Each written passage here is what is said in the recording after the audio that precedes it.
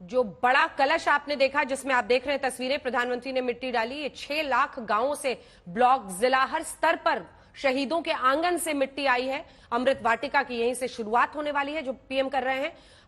एक बार जल्दी से आशुतोष जी से एक कमेंट ले लेते हैं। पहले तो ये पहल, इसको आप किस तरह से देखते हैं? हमेशा कहा जाता है कि शहीदों को लेकर कई बार ये देश उदासीन भी दिखा, लेकिन प्रधानमंत्री नरेंद्र मोदी की कोशिश है कि शहीदों को उनका स्थान मिले, और इस कड़ी में ये माटी उनके गांव से आ रहा है। मेरा माटी मेरा देश कार्यक्रम, अमृत महोत्सव का ये समापन समारोह, आप इसको किस तरह से देखते हैं आशुतोष जी? नहीं, मुझे लगता है कि एक अच्छा कार्यक्रम है, और इस तरीके के कार्यक्रम कोई भी करे उसका स्वागत होना चाहिए, क्योंकि इससे देश को एक सूत्र में जोड़ने की एक जो कोशिश है उसमें सब लोगों के अंदर एक चेतना होती है कि देश अपना है, और इस देश के एक एक जन, एक एक लोग और सब उनके साथ जुड़े हैं। और इसके साथ साथ आप इस देश के इतिहास के साथ भी जुड़ते हैं कि 75 साल हुए हैं देश की आजादी को मिले हुए। तो मुझे लगता है कि इसमें किसी तरीके का आपत्ति का तो प्रश्न ही नहीं उठना चाहिए। हर व्यक्ति को इसमें शामिल होना चाहिए, हर शख्स को जितना हो सके इसमें जोड़ने की कोशिश करनी चाहिए, और सरकार का ये कदम मुझे लगता है कि अच्छा कदम है। अब अगर हम पॉलिटिक्स पर जरा आए, तो ये तुष्टीकरण पर जो पीएम ने आज प्रहार किया है, आपको नहीं लगता उनकी बातों में दम है? क्योंकि उन्होंने कहा कि एक आतंकी के हैंगिंग को लेकर देश में रात के 3 बजे, उन्होंने इतना स्पेसिफिकली नहीं कहा, लेकिन अदालतों के दरवाजे खोल दिए जाते हैं, कुछ लोग खुलवाते हैं। उन्होंने एक तरह से हमास के जो समर्थक देश के अंदर बैठे हुए हैं उन पर भी आज बिना नाम लिए करारा प्रहार किया है। इन सब पर आशुतोष जी आपकी क्या राय है? देखिए, हमास का अगर नाम लेंगे तो फिर ये मोदी सरकार की एक दुखती हुई कमजोर नस है, क्योंकि अभी तक उनके नेतृत्व में भारत सरकार ने हमास को आतंकवादी संगठन नहीं घोषित किया है, और ये अगर कर दें तो बहुत बेहतर है, लेकिन उन्होंने नहीं किया है। जहां तक मैंने जितनी बार प्रधानमंत्री जी का जो पहला बयान था उसमें भी मैंने देखा था उन्होंने आतंकवादी घटना की निंदा की थी, लेकिन उसमें भी हमास का नाम नहीं था, जो पहला ट्वीट उन्होंने किया था। और अभी तक भारत सरकार ने हमास को आतंकवादी संगठन नहीं घोषित किया है। तो ये इस बात को दर्शाता है कि भारत की एक बहुत ही एक सोची समझी एक विदेश नीति है, और उस विदेश नीति का पालन चाहे वो मनमोहन सिंह की सरकार हो, चाहे वो इंदिरा गांधी की सरकार हो, चाहे वो नरसिम्हा राव की सरकार हो, चाहे नरेंद्र मोदी की सरकार हो, वो उस नीति के ऊपर वो चल रहे हैं। थोड़ा सा डिविएशन उसमें हुआ है, और डिविएशन नरेंद्र मोदी जी के समय से नहीं, बल्कि वो नरसिम्हा राव के समय से, जब कोशिश की गई कि हमें इजराइल के साथ भी अपने संबंधों को बेहतर करने की कोशिश करनी चाहिए, उसी को आगे बढ़ाने का काम मोदी सरकार ने भी किया है। लेकिन भारतीय जनता पार्टी के प्रवक्ता कुछ भी कहें, किसी भी तरीके से हमास के नाम पर किसी के भी हमला करने की कोशिश करे, लेकिन अगर वाकई उनको लगता है कि हमास एक आतंकवादी संगठन है तो भारत सरकार को उसको अंतर्राष्ट्रीय मंच पर कहना चाहिए कि वह एक आतंकवादी संगठन है। क्यों उससे बच रहे, मुझे समझ में नहीं आता। ठीक है, के शर्मा जी, इसका भी जवाब दीजिएगा। और तस्वीरें हम दिखा रहे हैं, जैसे ही प्रधानमंत्री वहां पर अपने संबोधन की शुरुआत करते हैं, हम सीधा आपको वहीं लिए चलेंगे। ये विजय चौक की तस्वीरें आप देख रहे हैं। एक भव्य आयोजन वहां पर किया गया है, देश भर से युवा भी आए हैं। हमने बताया आपको कितने यात्री यहां पर अलग अलग जगहों से कलश लेकर पहुंचे हैं। मिट्टी छोटे छोटे ब्लॉक से, जिला से, गांव से, लगभग 6 लाख गांवों से, शहीदों के आंगन से, ये सब कल मिलकर यहां पर अमृत वाटिका की भी शुरुआत हो रही है। के शर्मा जी, वो कह रहे हैं कि अगर इतना ही है तो हमास को आप लोग आतंकी संगठन घोषित करने से क्यों पीछे हटते हैं? पीएम तुष्टीकरण की बात करते हैं, लेकिन कई मामलों में उनको घेर रहे हैं, चाहे वो वारिस पठान हो या फिर आशुतोष हो। दोनों पर ही आपका जवाब उसके बाद आ रही हूं। और ये तस्वीरें दिखा रहे हैं, क्या इसके जरिए भी, मतलब अच्छे, आज तो आशुतोष जी ने भी बड़ाई कर दी, बोल रहे हैं कि ये अच्छा, एक अच्छी पहल है जो आप लोग यहां पर कर रहे हैं विजय चौक पर। कोई पॉलिटिकल संदेश देने की कोशिश तो नहीं होगी यहां से, शर्मा जी? नहीं, ये बिल्कुल एक राष्ट्रीय संदेश होगा, और मैं समझता हूं कि देश के युवाओं में एक अच्छी चेतना, आशुतोष जी ने भी अच्छी बात की। आशुतोष जी भी भारत के ही हैं, और मैं उनकी राष्ट्रीयता पर कोई प्रश्न नहीं है, और उनकी भावना पर, राष्ट्रीय भावनाओं पर भी कोई प्रश्न नहीं है। कोई भी देश का नागरिक होगा, मैं विपक्षियों की बात नहीं करता, नहीं, यदि वो अच्छी बात करेंगे तो मैं बिल्कुल उनका आदर भी करूंगा, सम्मान भी करूंगा, इसमें कोई दो मत नहीं है। मेरा उनका वैचारिक मतभेद हो सकता है, लेकिन राष्ट्र के नाम पर तो उनकी और मेरी कोई मतभेद थोड़ी ना, अंजना जी। लेकिन हाँ, मैं फिर वही कहूंगा कि एक घिसी पिटी लकीर हमारे देश के अंदर है कि आप प्रतिबंधित कर दीजिए। मुझे समझ नहीं आता प्रतिबंधित करने से क्या हो जाता है। हमने सिमी को प्रतिबंधित किया, वो एक नया संगठन के नाम से PFI बना के खड़े हो गए। प्रश्न प्रतिबंध का नहीं है अंजना जी, प्रश्न है आतंकवादी मानसिकता को कुचलने का है। इस मानसिकता को कुचलना होगा, इसको प्रतिबंधित करने की आवश्यकता नहीं। ये तो सारी प्रक्रियाएं हैं। आज मुझे एक बात बताइए, पीएफआई जो था वो तो प्रतिबंध अभी हुआ ना, लेकिन उसके घटनाक्रम जो आतंकी घटनाक्रम थे उस पे कितने पीएफआई के सदस्य यहां पर बंद हुए, कितने लोगों को आतंकी के रूप में जो है पकड़ा गया। लेकिन मैं कहता हूं कि ये इस मानसिकता को जो है कुचल देने की जरूरत है, और नरेंद्र मोदी जी के सरकार में हम उस मानसिकता को भी खत्म करना चाहते हैं जो इस तरह से तुष्टीकरण करके और आतंकवाद का समर्थन करते हैं। यही कांग्रेस है ना। बाटला हाउस कांड के आतंकवादियों के नाम पर क्या स्थिति हुई? सोनिया गांधी के आंसू बह रहे थे आतंकवादियों के नाम पर। उनकी जब हत्या की, उनको जब कुचला गया। यह देश जो भूल सकता है इशरत जहां को इस देश की बेटी बता दिया एक आतंकवादी को? यह विपक्ष की मानसिकता थी। यह विपक्ष की मानसिकता की आतंकवाद तुष्टीकरण करने के लिए केवल आप भगवा आतंकवाद, हिंदू आतंकवाद की गणना गढ़ते चले गए। आपने देश के साथ क्या किया तुष्टीकरण के नाम पर? और वही जो है एक आतंकवाद को प्रोत्साहन देने वाली स्थिति बनी इनके सरकार में। आप देखते थे अंजना जी, विश्व में भारत का ऐसा कोई कोना नहीं बचा था जिसमें आतंकवादी घटनाएं नहीं होती थी, बम विस्फोट नहीं होते थे, लोग नहीं मारे जाते थे। और इसके बावजूद भी उस आतंकवादी घटनाओं के प्रति कैसा नरम रवैया होता था। और आज वही देश है, वही सेना है, वही लोग हैं।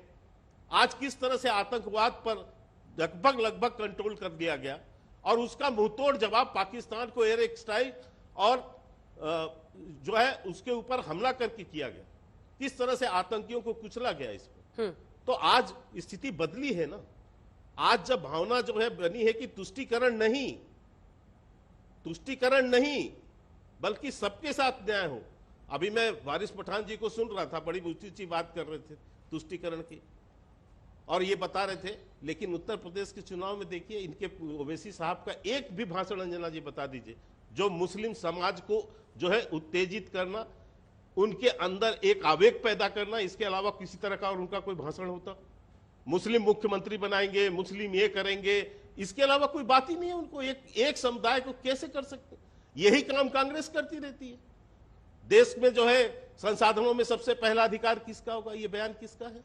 ये इसी कांग्रेस का है। हम मुसलमानों की पार्टी हैं, ये बयान किसका? ये इसी कांग्रेस पार्टी का है। हर स्तर पर जो है तुष्टीकरण की राजनीति करना, हाँ। और छोटे से बड़े लेवल तक। और यदि मैं दूसरी बात कहूं कि भारतीय जनता पार्टी की नीति क्या रही कि सबका साथ सबका प्रयास, तो आज जितने हमारे यहां देश में 11 करोड़ शौचालय बने हैं, अंजना जी, किसी से नहीं पूछा कि किस धर्म और किस जाति के हो। हमने जो बनाया, पक्के मकान यदि दिए तो ये पूछ के नहीं दिया कि किस धर्म और किस जाति के हैं। आज यदि निःशुल्क सिलेंडर दिया तो ये नहीं पूछा कि किस धर्म और किस जाति के हैं। आयुष्मान कार्ड दिया जी, छोटा सा जवाब, उसके बाद से अवनीश जी आपके पास आ रहे हैं। किस जाति के? ये है सबका साथ सबका जी। हाँ। एक बहुत दिलचस्प, अरे सुनिए अंजना जी, एक बहुत दिलचस्प बात आपसे मैं शेयर करना चाह रहा था। 1-2 दिन से आज मौका मिला तो मैं बताऊंगा। ये टॉपिक इसी के ऊपर है। हाँ, वैसे ये कार्यक्रम कैसा लग रहा है आपको? रील्स करके पूरे वर्ल्ड के अंदर ये कार्यक्रम कैसा लग रहा है? पहले थोड़ा सा बता दीजिए। ये तस्वीरें जो हम लोग दिखा रहे हैं, पूरे देश भर की मिट्टी आई है, बड़े से कलश में विजय चौक पर है, पीएम ने माथे पर लगाया। अंजना जी, हाँ, इस पर भी थोड़ा वारिस जी। जी उस पे भी बोलता हूँ जरा एक 10 सेकंड में भूल जाऊंगा अंजना जी। बड़ी दिलचस्प बात चल रही है, आपने हमास का जिक्र किया इसलिए बता रहा हूं। 2 दिन से एक वीडियो पूरे वर्ल्ड के अंदर वायरल चल रहा है, मुझे तो 50,000 आगे होंगे अब तक। उसमें दिखा क्या रहा है मालूम है? एक तरफ भारत देश के 5-6 बड़े एंकर हैं जिसमें सबसे आगे आप हो, एक तरफ मैं बैठा हुआ हूं। आप सवाल कर रहे हैं मिस्टर पठान बोलो हमास आतंकवादी है या नहीं। दूसरी मैडम पूछ रही है वारिस भाई हमास आतंकवादी है या नहीं। तीसरा चिल्ला रहे Waris Pathan is Hamas terrorist organization और नो। लोग जवाब दे रहे लाखों करोड़ों। क्या वारिस पठान यूनाइटेड नेशन का चीफ है? क्या वारिस पठान देश का प्रधानमंत्री है? क्या वारिस पठान बिल्डिंग में आप रहते हैं ना, वही 10-15 लोगों से आपने घुमा फिरा लिया होगा। हम लोगों ने नहीं देखा ऐसा कोई वीडियो। नहीं, अरे छोड़िए वारिस जी, वारिस पठान बोलता है तो फिर अरे वारिस जी, अपने मोहल्ले में घुमा लिया होगा आपने एक वीडियो बनाकर। नंबर 1 पे आप एक वीडियो बनाकर आप घुमा, एक सेकंड, आपका वीडियो बनाकर आप अपने ही मोहल्ले में घुमाते रहिए, उससे कोई फर्क नहीं पड़ता किसी एंकर की सेहत पर। सवाल यह है कि अगर आप हमास को डिफेंड करने आएंगे तो फिर आपसे प्रश्न किया जाएगा, क्योंकि 7 अक्टूबर की घटना पर आपको सेलेक्टिव एमनीशिया है, यानी आपका आंशिक रूप से याददाश्त खो जाता है। जैसे ही 7 अक्टूबर की आतंकी घटना पर मैं सवाल करती हूं तो आपको आंशिक याददाश्त खोने की बीमारी हो जाती है। इसलिए आपसे हमास पर मैं प्रश्न करती हूं। हमास पर मैंने प्रश्न के शर्मा से भी किया, हमास पर ही प्रश्न आशुतोष जी से भी किया, लेकिन वो सब आपको सुनाई नहीं देता है। तो ये जो छोटे मोटे वीडियो आप बनाते हैं ना अपने मोहल्ले वालों के साथ मिलकर, इसको आप नेशनल टीवी पर कम से कम मत लाइए। माहौल तो ऐसे आपने बनाया जैसे पता नहीं कौन सा वीडियो लेकर आए हैं। मुद्दे पर जवाब दीजिए और मुद्दे पर ही चर्चा को रखिए जल्दी से। अंजना जी, बड़ी साफ सी बात है। बारिश जी अब सुन लीजिए, आप उसके आगे 10 सेकंड में आपने जवाब दे दिया। अंजना जी, बड़ी साफ सी बात है, ये वही टेक्निकलिटी है कि भारत सरकार ने अभी हमास को आतंकवादी संगठन घोषित नहीं किया। 250 लोगों को जिस तरीके से बंधक बना के ले गए, 1000 लोगों को घर से निकाल के मारा, छोटे छोटे बच्चों की गर्दन उड़ाई, उसके बावजूद जब तक भारत सरकार नहीं कहेगी तब तक हम हमास को आतंकवादी संगठन नहीं मानेंगे। ये वही टेक्निकलिटी है जिसके कारण आज प्रधानमंत्री ने कहा कि रात को 2 बजे जो है अदालतें खुलवाने पहुंच जाते हैं टेक्निकलिटी लेकर के। ये वही टेक्निकलिटी है।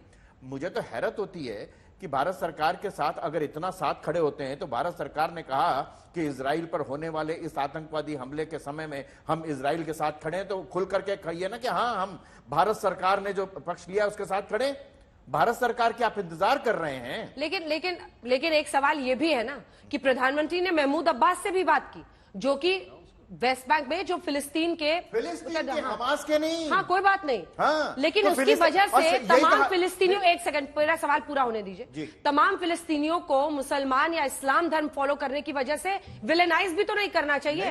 वो भी तो एक पक्ष कर रहा है, बिल्कुल कर रहा है देश के। आप कौन सी दुनिया में जी रहे हैं? यही कह रहा हूं, किस दुनिया में जी रहे हैं? प्रधानमंत्री नरेंद्र मोदी, वो तो पीएम ने महमूद अब्बास से बात की, वरना उसके पहले तो सिर्फ उनसे ही नहीं, अरे सिर्फ उनसे ही नहीं, कतर के उससे भी बात की, कतर राष्ट्राध्यक्ष से भी बात की है, मिस्र के राष्ट्रपति से भी बात की है उन्होंने। बात बड़ी साफ सी, उन्होंने कहा कि इजराइल पर होने वाले इस आतंकवादी हमले के समय में हम पूरी तरह से इजराइल के साथ खड़े हैं, और अगले क्षण उन्होंने कहा कि फिलिस्तीन की जो स्वतंत्रता है, स्वायत्तता है, उसके साथ भी हम खड़े हैं। इजराइल को जिस तरीके से वहां पर सिविलियंस को जिस बर्बरतापूर्ण ढंग से मारा गया और बंधक बना के रखा गया है, उसमें हम ये कहें कि भैया बैठ करके सुलझा लो। 7 अक्टूबर के बाद जो हुआ, क्या उसमें आपको सिलेक्टिव एमनीशिया है? क्या आपको लगता है कि अगर 1,500 लोग मारे गए, 8,000, 9,000, 24 दिन से लगातार बमबारी, आपको लगता है कि वो जस्टिफाइड है? मैं एक बड़ी साफ सी बात कह रहा हूं, अगर ये बंधक नहीं होते वहां पर तो मैं इस बमबारी का विरोध करता कि बैठ के बात करो। तो बंधक, अगर बंधक किस लिए लेके गए थे? अगर आज ये बंधक नहीं होते, अगर हमास नाम के संगठन ने उनको इजरायली नागरिकों को बंधक ना बनाया होता, तो मैं कहता कि उस 7 अक्टूबर की घटना के बाद इजराइल को टेबल पर आना चाहिए और फिलिस्तीन और अपने बीच के जो संघर्ष है, जो झगड़े हैं, उसको टेबल पर सुलझाना चाहिए। लेकिन ये 250 जो बंधक बना के रखे हैं, ये किसने? इसके बारे में एक बार भी कोई नहीं बोला ना अंजना जी इसमें से। इसके बारे में तो नेतन्याहू नहीं बोल रहे, ये लोग क्या बोलेंगे? अच्छा, मतलब वो ठीक है, नेतन्याहू ने क्या कहा? नेतन्याहू ने आपने कहा कि नहीं बोले, वो उन्होंने कहा कि बंधक छुड़ाना हमारी प्राथमिकता है। कहाँ बोला है? आप देखिए लगातार, मैं जो चैनल्स पर देख रहा हूं, मैं डायरेक्ट, मेरी नेतन्याहू से तो बात नहीं हुई, लेकिन जो नीचे आ रहा है और जो नेतन्याहू के भाषण के अंश आप लोग मींस मतलब डिफरेंट चैनल्स से सुनाते हैं, आपको लगता है कि नेतन्याहू को बंधकों की बमबारी का तरीका थोड़ी हो सकता है? सर, बंधकों को छुड़ाने के लिए बातचीत करनी पड़ेगी। जिस देश के 250 बंधक है ना, ये उसके बारे में सबसे पहले बात करिए कि वो 250 सिविलियंस, जिसमें बच्चे भी हैं, महिलाएं भी हैं, उनके बारे में, ये जो फिलिस्तीन के समर्थन में है जितने प्रदर्शन हो रहे हैं, वहां पर एक व्यक्ति ऐसा बोल रहा है कि फिलिस्तीन या हमास, पहले इनको छोड़ो, हम आपके साथ खड़े हैं, लेकिन इनको छोड़ना आपकी प्राथमिकता है। आशुतोष जी, अवनीश जी के पास बहुत सारी जानकारियां होगी जो शायद हमारे पास नहीं होगी, लेकिन आज की तारीख में न्यूयॉर्क के मैनहट्टन में वहां के जो ज्यूज हैं वो कह रहे हैं नॉट इन माय नेम।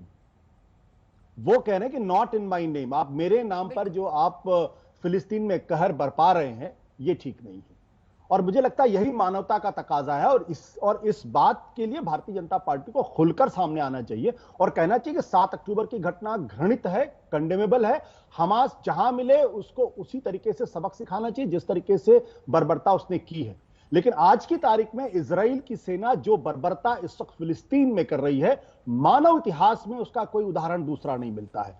पिछले 2 साल में यूक्रेन में जितने लोग नहीं मरे हैं, उससे ज्यादा पिछले 3 हफ्ते में इजराइल के अंदर मरे हैं और उसमें 3607 बच्चे हैं। 60% महिलाएं और बच्चे हैं, बुजुर्ग हैं।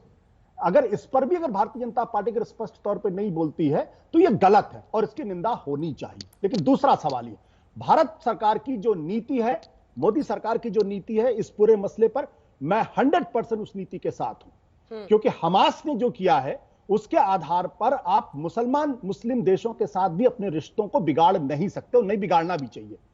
जो साथ ही साथ जो हमास ने किया उसकी भी निंदा जम के की जानी चाहिए। हमास शब्द का उन्होंने आतंकवाद से नहीं जोड़ा, यह एक अलग प्रश्न है। लेकिन एक सवाल और भी है, हमें इस वक्त मिडिल ईस्ट की राजनीति को भी समझना चाहिए। मिडिल ईस्ट आज उस मुहाने पे खड़ा हुआ है जहां ईरान और सऊदी अरेबिया के बीच में बातचीत हो रही है, जहां इजराइल और यूएई के बीच में बातचीत हो रही है, जहां इजराइल और बहरीन के बीच में बातचीत हो रही है, मोरक्को और सूडान के बीच में अब्राहमिक अकॉर्ड्स हो रहे हैं। यानी मिडिल ईस्ट भी चेंज हो रहा है। मिडिल ईस्ट की पहचान सिर्फ इजरायली, यहूदी और इस्लाम के नाम पे नहीं है। और मुझे लगता है देखिए, चाहे वो यूएई हो, चाहे वो सऊदी अरब हो, सबसे बड़ा वहां पर मुल्क, ये खुद चाहते हैं कि खात्मा हो हमास जैसे आतंकी संगठन का। आप वारिस जी क्यों बार बार हाथ उठाते? बेगानी शादी में अब्दुल्ला दीवाना बिना मतलब का। नहीं, अभी अब्दुल्ला बोलेगा, सुनिए। अभी अब्दुल्ला को दीवाना हुए पड़े हैं आप? अंजना जी, ये जरा अवस्थी जी को बताइए। अवस्थी जी को बताना चाहता हूं मैं कि अवस्थी जी जरा देखिए, उस तरफ इजराइल के अंदर तेल अवीव में बड़ा मोर्चा निकल गया रास्ते में। प्रोटेस्ट यात्रा किसके खिलाफ निकली है मालूम है? नेतन्याहू के खिलाफ। वो बोलते नेतन्याहू को रिजाइन करो, वॉर क्रिमिनल है, उसने इनोसेंट विक्टिमों को नरसंहार कर दिया है। अच्छा, बात है भारत देश की। भारत देश ने सामग्री बेची, मेडिकल एड वहां पर भेजा, सब बहुत अच्छा किया। उसके बाद में जब वहां पर यूनाइटेड नेशन के अंदर वोट डालने का टाइम आया सीज फायर पे, तो भारत तो एब्स्टेंड हो गया उसके अंदर से, जबकि हमारे पास तो G20 की प्रेसिडेंटशिप है। अच्छा, हमारे पास तो पावर है। मोदी जी को बोलना चाहिए था सीज फायर करो। जितने पता है हॉस्टेजेस महिलाएं, बुजुर्ग बच्चे इस तरफ है उनको छोड़ो, जितने हॉस्टेजेस महिला और इसी की आड़ में उनको छोड़ो। इसी की आड़ में आप हमास के खिलाफ बोलने से बचते हैं। सबसे ज्यादा दुख की बात यह है, क्योंकि आप भी अपनी पॉलिटिकल पोजीशनिंग कर रहे हैं वारिस पठान, उससे इनकार मत कीजिए। और कहा है मैंने आपको, ये गली मोहल्ले वाले वीडियो, वायरल वीडियो की चर्चा यहां मत किया कीजिए। आ रही हूं मिस्टर शर्मा, थोड़ा सा रुक जाइए। एक बार लिए चलते हैं आपको इंडिया गेट। प्रधानमंत्री कुछ ही देर में बोलने वाले हैं, क्या कुछ इस वक्त चल रहा है वहां पर, बताइए।